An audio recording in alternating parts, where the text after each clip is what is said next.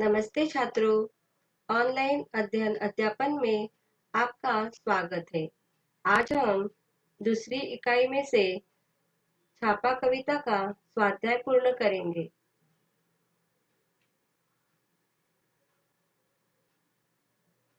कविता 4 छापा पद्यांश 1 पाठ्यपुस्तक क्रमांक 65। आपको पाठ्यपुस्तक निकालना है। पाठ्यपुस्तक में पद्यांश दिया है। मेरे घर छापा पड़ा, यहाँ से परीक्षा से 1 महीने पहले करूंगा तैयार। यहाँ तक आपको पद्यांश का वाचन करना है।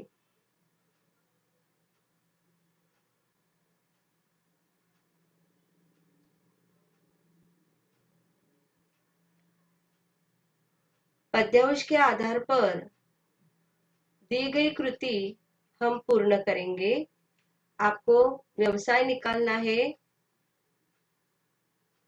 पहली कृति है आकलन। संजाल पूर्ण कीजिए। छापा मारने वालों द्वारा कवि से मांगी गई चीजें। यहाँ पे मैंने उत्तर लिखकर दिया है। छापा मारने वाले द्वारा कवि से मांगी गई चीजें। 1 अनधिकृत रूप से अर्जित अर्थ। 2 नोट रुपए। 3 चांदी और 4 सोना। आपको उत्तर लिख कर लेना है। कृति 2 निम्नलिखित प्रश्नों के उत्तर लिखिए। वे छापा मारने वाले रोज से बोले तो कवि किस प्रकार बोले? उत्तर यहाँ लिखा है। वे रोज से बोले तो कवि जोश से बोले। 2 वे छापा मारने वाले कड़क कर बोले तो कवि किस प्रकार बोले? वे कड़क कर बोले तो कवि भड़क कर बोले। दोनों उत्तर आपको लिख कर लेना है। आगे की कृति है संजाल पूर्ण कीजिए। छापे में मांगी गई वस्तुओं को कवि ने लिया इस रूप में। सोना धातु, नींद लेना, सोना, अर्थ संपत्ति, कवित्व का अर्थ, चांदी सफेद धातु, बालों में सफेदी, चांदी, नोट रुपए, टिप्पणी बनाना, नोट। आपको आकृति में ही उत्तर लिखना है। आगे की कृति देखते हैं। कविता के आधार पर जोड़ियां मिलाइए। अ विभाग और ब विभाग दिया है। अ विभाग में अर्थ सुवर्ण चांदी मुद्रा और ब विभाग में बालों में चेहरे पर नई कविता में काव्य कृतियों में। और उत्तर है अर्थ नई कविता में, सुवर्ण काव्य कृतियों में, चांदी बालों में, मुद्रा चेहरे पर। कृति 2 शब्द संपदा। निम्नलिखित शब्दों के दो दो अर्थ लिखिए। यहाँ पे हमें दो दो अर्थ लिखने हैं। सोना, नींद लेना, और सोना एक क्या है? धातु है। उसके हम क्या बनाते हैं? अलंकार बनाते हैं। अर्थ कविताओं का अर्थ, अर्थ मतलब संपत्ति। दो अर्थ यहाँ पे हमने लिखे हैं। ऐसा प्रश्न भी परीक्षा में पूछा जा सकता है। नोट रुपए, टिप्पणी बनाना, नोट। चांदी, बालों में सफेदी, और सफेद धातु है चांदी। निम्नलिखित शब्दों के विरुद्धार्थी शब्द लिखिए। विरुद्धार्थी शब्द है रात दिन, अनधिकृत अधिकृत, नई पुरानी, धीरे धीरे, जल्दी जल्दी। और कृति 3 सरल अर्थ आपको लिखना है।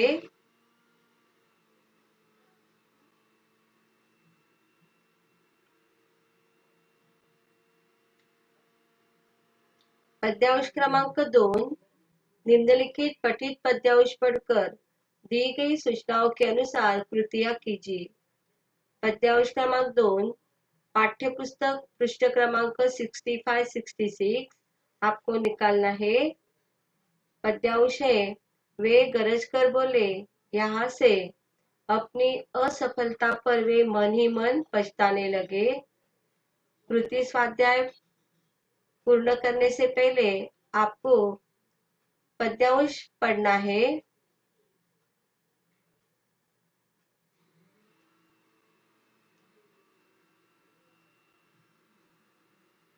पद्यांश के आधार पर हम पहली कृति देखते हैं। संजाल पूर्ण कीजिए।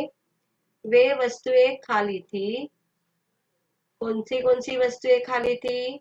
1 अलमारी, 2 रसोई की पिपिया, 3 बच्चों का गुल्लक, कनस्तर, मटके, ये वस्तुएं खाली थी। आकृति 2 पूर्ण कीजिए। शयन कक्ष में पाई गई चीजें। शयन कक्ष में पाई गई चीजें, फटा हुआ तकिया, टूटी हुई अलमारी। पद्यांश में प्रयुक्त 2 रस। 2 रस का नाम है रौद्र रस और करुण रस।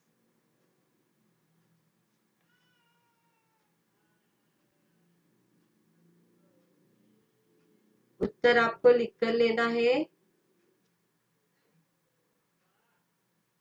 आगे की कृति है, प्रवाह तालिका पूर्ण कीजिए। छापा मारने वालों में आया परिवर्तन। कौन सा परिवर्तन आया? उनका खिला चेहरा मुरझा गया। 2 हृदय में रौद्र की जगह करुण रस समा गया। बोले, क्षमा कीजिए गलती के लिए। असफलता पर मन ही मन पछताने लगे।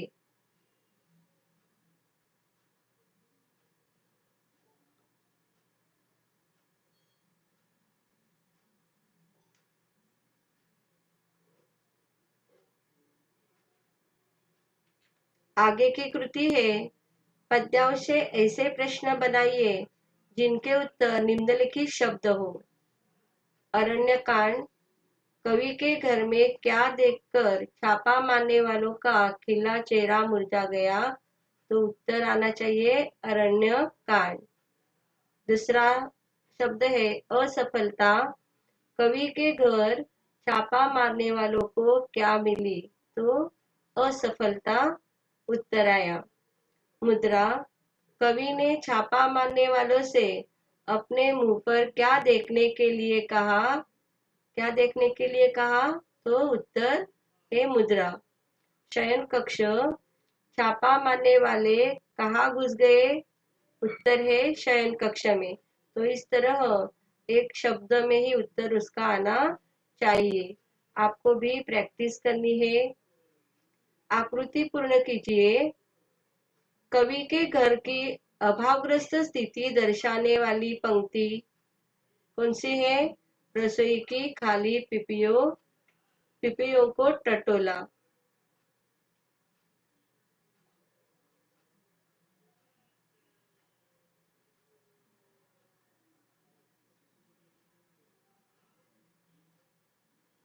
आगे की कृति देखते हैं। कृति 2 शब्द संपदा, निम्नलिखित शब्दों के वचन बदलकर लिखिए। मुद्राएं, मुद्रा, अलमारी, अलमारियां, चेहरा, चेहरे, सूचना, सूचनाएं।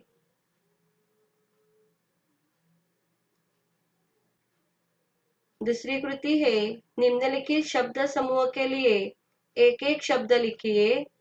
किसी व्यक्ति या वस्तु को खोजना, उसे क्या कहते हैं? छापा।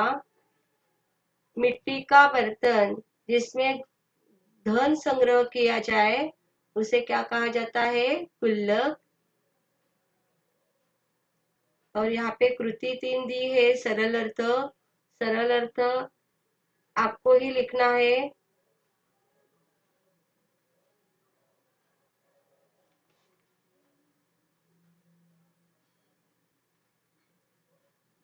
आगे की कृति देखते हैं। पद्यांश क्रमांक 3, पाठ्यपुस्तक पृष्ठ क्रमांक 66। पद्यांश है, आपको पाठ्यपुस्तक 60 पृष्ठ क्रमांक 66 निकालना है। पद्यांश है, सिर झुकाकर वापिस जाने लगे, यहाँ से एक तख्त तो डलवा दीजिए। यहाँ तक आपको पद्यांश का वाचन करना है।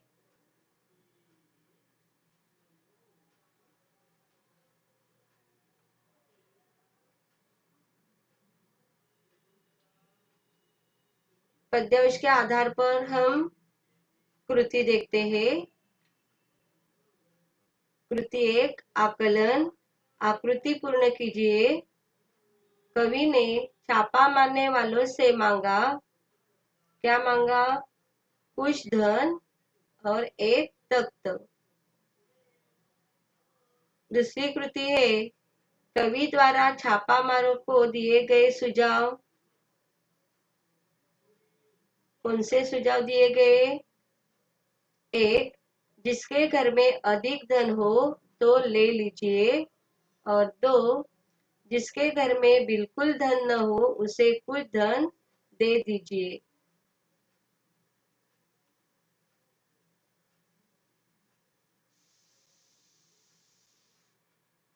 एग्जाम में आपको इस तरह सही उत्तर लिखने होते हैं, इसीलिए आपको पद्यांश को पढ़ना आवश्यक है।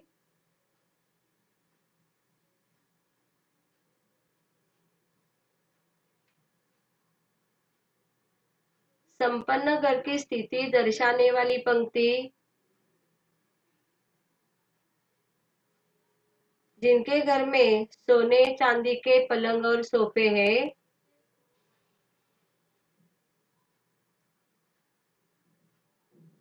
दोन, संजाल पूर्ण कीजिए। पद्यांश में प्रयुक्त धातु फर्नीचर। धातु है सोना चांदी और फर्नीचर है पलंग सोफा।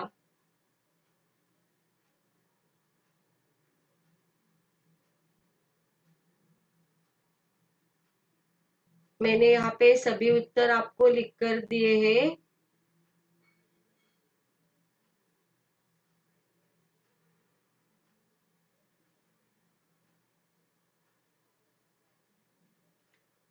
आगे की कृति है, पद्यांश से ऐसे प्रश्न तैयार कीजिए जिनके अर्थ निम्नलिखित शब्द हो। तख्त, हम प्रश्न बनाते हैं यहाँ पे। लेखक छापा मारने वालों से अपने घर में क्या डलवाने के लिए कहते हैं? तो उत्तर क्या आया उसका? तख्त। अनधिकृत छापा मारने वालों को लेखक से किस प्रकार का अर्थ चाहिए था? उत्तर है अनधिकृत। पलंग, परिच्छेद में सोफे के अलावा सोने चांदी से बनी और किस वस्तुओं का उल्लेख हुआ है? किस वस्तु का उल्लेख हुआ है? पलंग। धन, लेखक के घर में क्या बिल्कुल नहीं है? तो धन।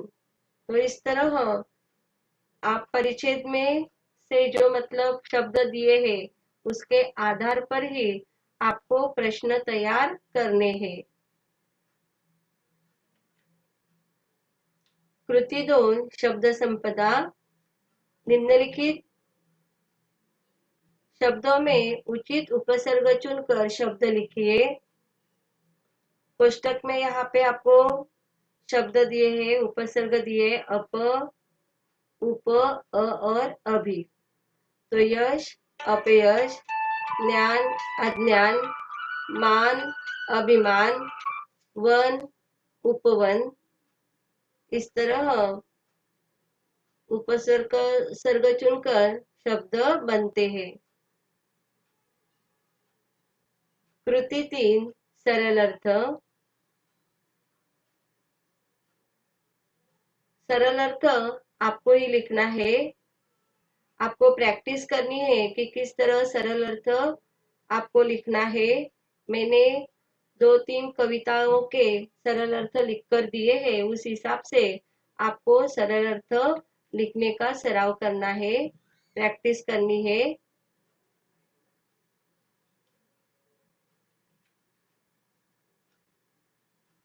आगे की कृति है संपूर्ण पाठ पर आधारित स्वाध्याय कृति है। कृति पूर्ण कीजिए।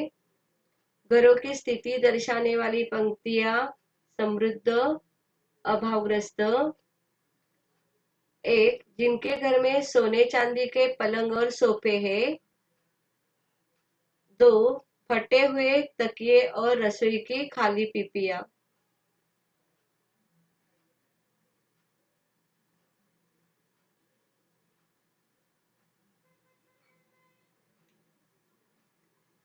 आगे की कृति देखते हैं। सोना चांदी अर्थ और मुद्रा शब्दों के विभिन्न अर्थ बताते हुए कविता के आधार पर इनके अर्थ लिखिए। सोना सामान्य अर्थ और कविता के आधार पर अर्थ। सोना पीले रंग की एक बहुमूल्य धातु जो विशेष रूप से आभूषण बनाने के काम आती है। और कविता के आधार पर अर्थ सोना यानी नींद में होना। चांदी सफेद रंग की एक नर्म चमकीली धातु जो गहने सिक्के आदि बनाने के काम आती है। और सिर से बालों का चांदी के रंग का सफेद हो जाना कविता के आधार पर अर्थ है। अर्थ सामान्य अर्थ संपत्ति, रुपया पैसा।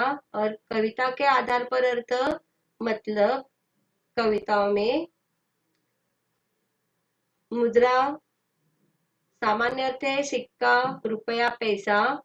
और कविता के आधार पर अर्थ हाथ, मुख, गर्दन आदि की कोई विशेष भाव सूचक स्थिति, मुख, चेष्टा। तो इस तरह सामान्य अर्थ और कविता के आधार पर अर्थ ऐसा भी प्रश्न 2 मार्क्स के लिए आपको पूछा जा सकता है।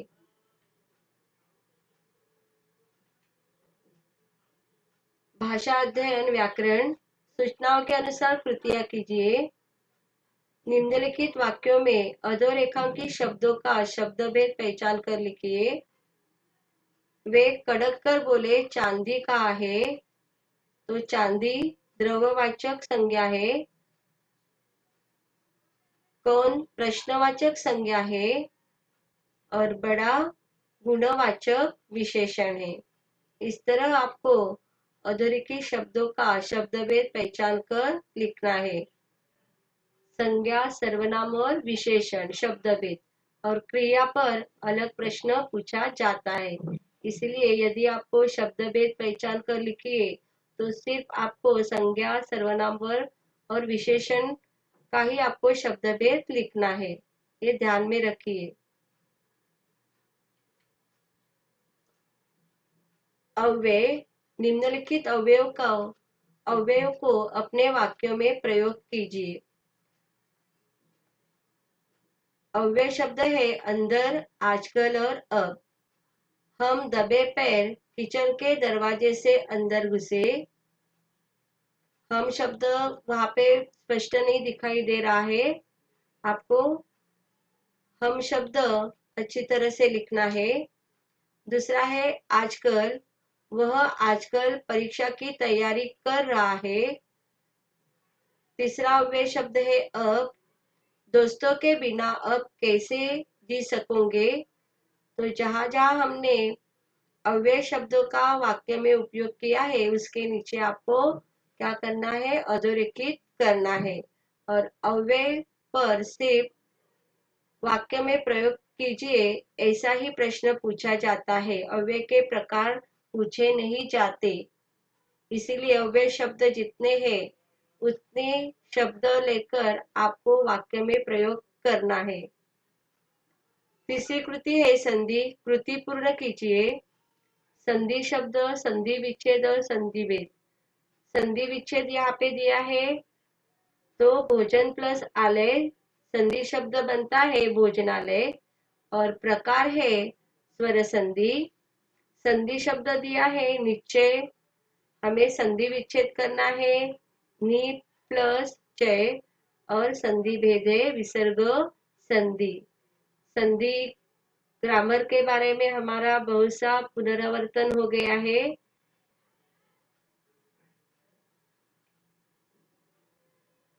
दोनों प्रकार में संधि एक परीक्षा में पूछी जाती है। सहायक क्रिया। निम्नलिखित वाक्यों में से सहायक क्रिया पहचान कर उनका मूल रूप लिखिए। पहला वाक्य है, आप हमारे घर में कुछ न पा सकेंगे। सहायक क्रिया सकेंगे और मूल रूप है सकना।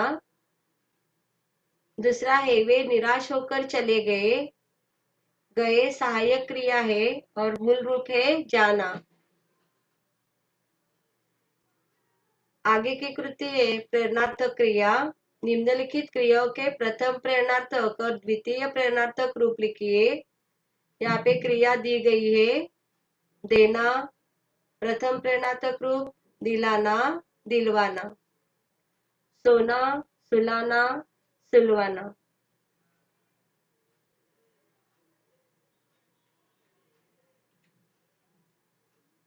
आगे की कृति, निम्नलिखित मुहावरों का अर्थ लिखकर वाक्यों में प्रयोग कीजिए। मैंने यहाँ पे सिर्फ अर्थ लिखकर दिया है, आपको वाक्य में प्रयोग करना है। आंखें खुल जाना, सच्चाई का पता लगना, सच्चाई का पता लग जाना। दूसरा मुहावरा है ठहका लगाना, अर्थ जोर से हंसना। दोनों मुहावरों का आपको वाक्य में प्रयोग करना है। दूसरा, अधोरेखांकित वाक्यांश के लिए कोष्टक में दिए गए उचित मुहावरे का चयन कर वाक्य फिर से लिखिए। कोष्टक में खटका लगा रहना, ताता लगा रहना, हमें इसका चयन करके वाक्य बनाते हैं। वाक्य दिया है, जर्जर बिल्डिंग में रहने वाले लोगों को रात दिन भय बना रहता है। हम वाक्य लिखते हैं, जर्जर बिल्डिंग में रहने वाले लोगों को रात दिन खटका लगा रहता है। और जहाँ पे हमने मुहावरे का चयन किया है उसके नीचे हमें अधोरेखित करना है।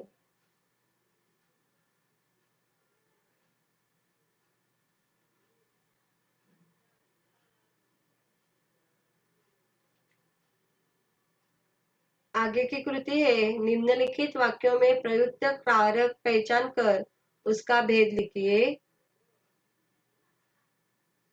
छापा मारने वालों ने घर का कोना कोना छान मारा। तकिए से रुई नीचे गिर रही थी। कर्ता कारक और अपादान कारक। विराम चिन्ह का प्रश्न यहाँ पे आपको ही पूर्ण करना है।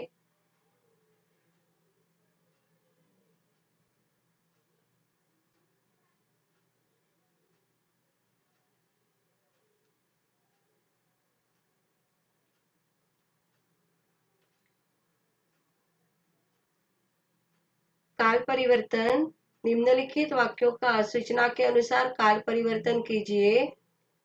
पहला वाक्य है, अधिकारियों को गुस्सा आता है। सामान्य भविष्य काल में हमें परिवर्तन करना है, अधिकारियों को गुस्सा आएगा। दूसरा वाक्य है, उन्होंने रसोई में खाली पड़े डिब्बे टटोले। अपूर्ण वर्तमान काल में हमें परिवर्तन करना है। यहाँ पे उत्तर आपको लिखकर दी गई है। वे रसोई में खाली पड़े डिब्बे टटोल रहे हैं।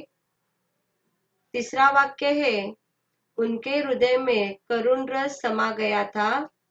सामान्य वर्तमान काल में हमें परिवर्तन करना है, उनके हृदय में करुण रस समा गया है। मैंने जैसे आपको सूचना दी है उस सूचना के आधार पर ही हमें वाक्य परिवर्तन करना होता है। मैंने यहाँ पे आपको लिख कर दिया है, लेकिन कौन सी सूचना का यहाँ पे हमने उपयोग किया है ये भी आपको समझ में आना चाहिए।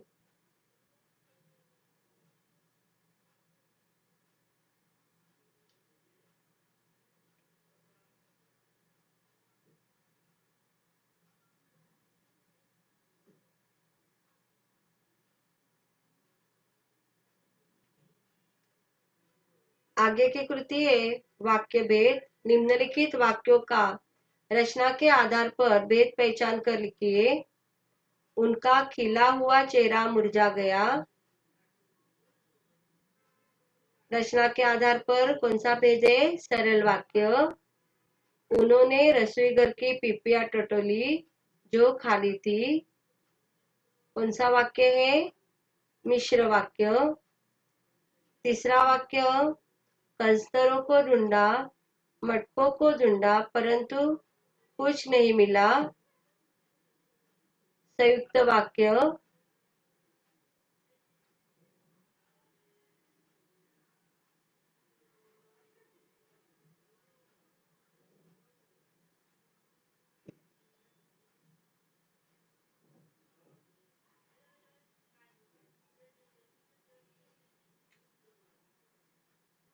निम्नलिखित वाक्यों का अर्थ के आधार पर दी गई सूचना के अनुसार परिवर्तन कीजिए। हाय, मेरे घर पर छापा पड़ा। विधानवाचक वाक्य। वाचक वाक्य, मेरे घर पर छापा पड़ा। यहाँ पे मरे हो गया है, मेर हो गया है, तो आपको वहां पे मेरे घर पर छापा पड़ा लिखना है। दूसरा वाक्य है, तुम हमारी बात नहीं समझे। प्रश्नवाचक वाक्य। प्रश्नवाचक वाक्य बनाते हैं, क्या तुम हमारी बात समझे, और यहाँ पे प्रश्न चिन्ह देना आवश्यक है। तीसरा वाक्य है, अर्थ तो मेरी कविताओं में आपको मिल सकता है। संदेहवाचक वाक्य। अर्थ तो शायद मेरी कविताओं में आपको मिल सकता है।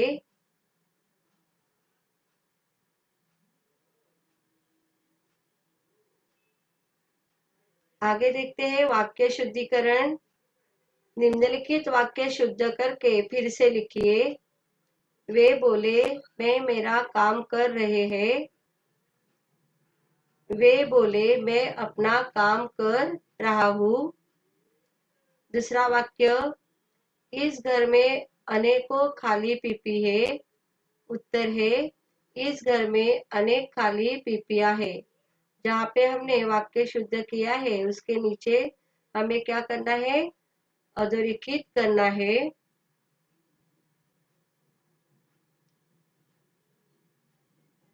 पीपी है, पीपिया है, वहां पे पीपिया के नीचे भी आपको क्या करना है? अधोरेखित करना है। और पहले वाक्य में भी रहा है, तो रहा हूँ के नीचे भी आपको अधोरेखित करना है।